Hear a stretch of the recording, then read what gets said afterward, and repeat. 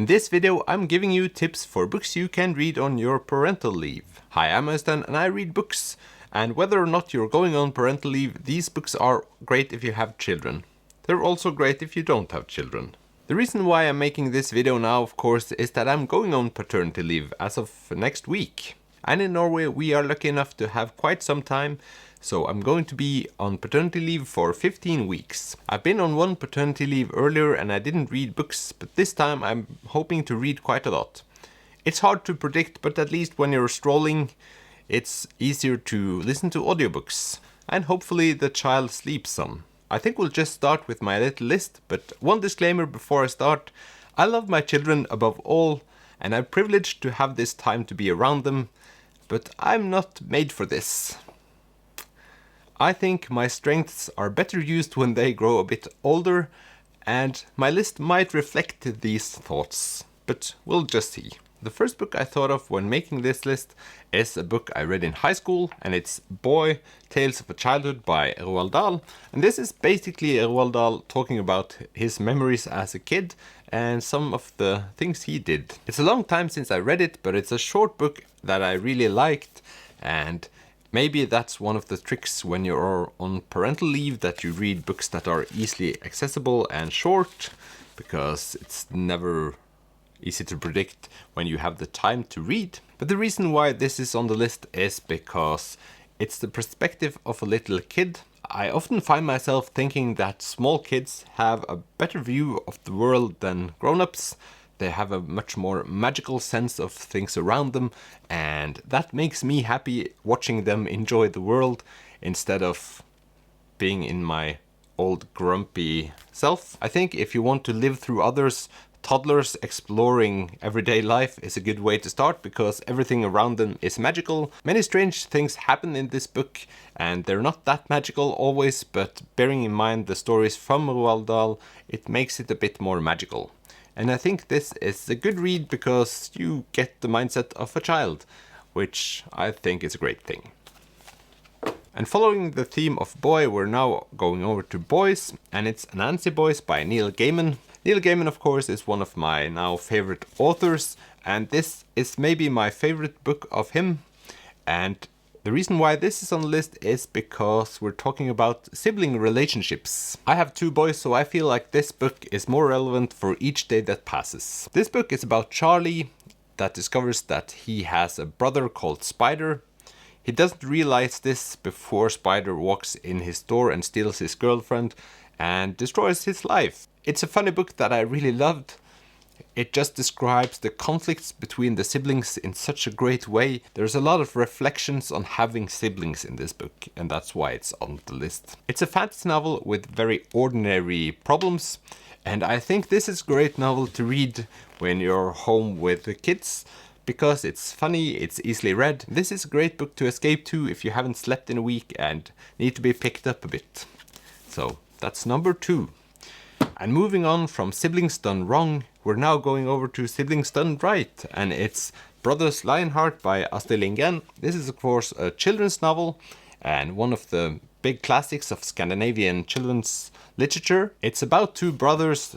The smaller one has a disease and is going to die, and to escape this, his older brother tells him stories from this imaginary place called Nanginjala. And each day he tells him about this magical place where you come to after you die. And there you can live on in this magical kingdom. Very early in this book they both die and they both get to this place. And from here on out they are fighting evil forces together. I recently read this book and I have to say that it wouldn't have been as emotionally damaging to read this book before I got children as after, because the thing that makes this book so great is the relationship between the two siblings. It's just heartbreaking. In the first few pages they both die and it's just difficult to read, I must say.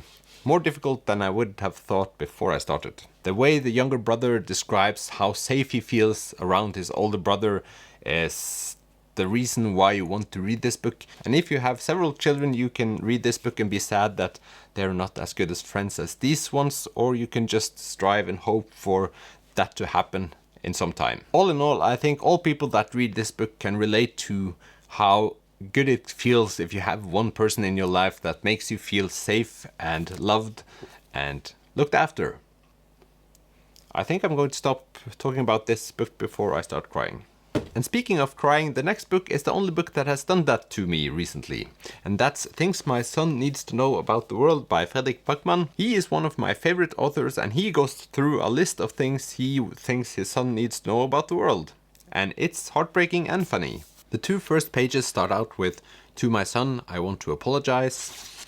And it ends with, "Whenever I'm difficult, whenever I'm embarrassing, unreasonable, unfair, I want you to think back to that day.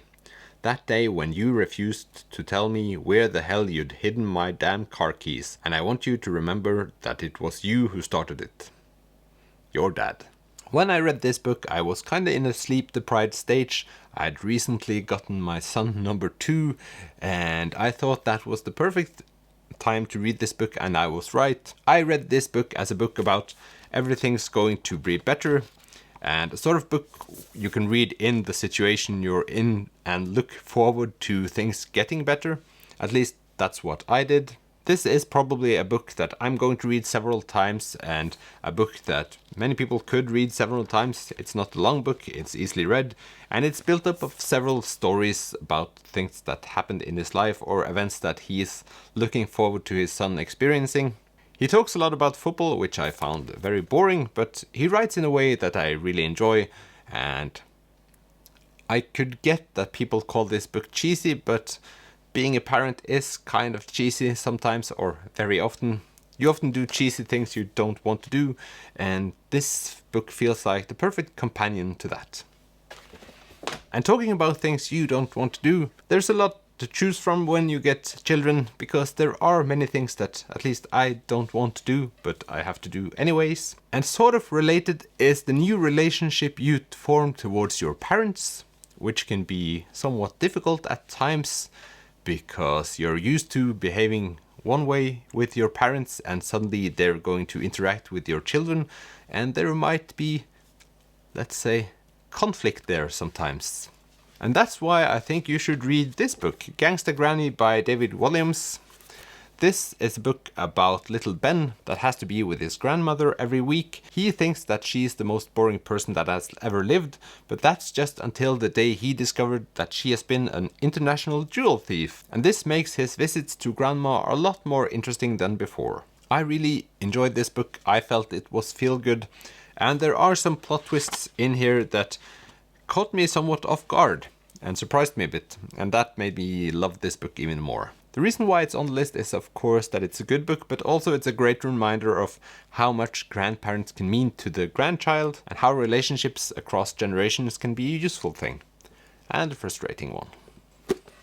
So these were the books I suggest you might want to read on parental leave. They're all easily read. Most of them are funny, and of course you never know how much time you have to read when you're home with the kids. That's why I selected these ones. None of them are hard to read, and they're all fairly short, which can be a great thing. I'm at least excited to see how much I can read in this period of time. As I said in the beginning, I'm lucky to have 15 weeks, and I have no idea how much I can read in that period of time. Also, that's not the most important thing, but this is a channel about books, so that will be my focus here. If you're one of those who are going on parental leave now, I wish you all the best. If you choose to read one of these books, I hope it brings you joy. And for all of you, I hope you will check out one of these books, because I think they're great. And I also hope you have a wonderful day. Thank you for watching this video, and I'll see you in the next one. Bye! Bye! It's early.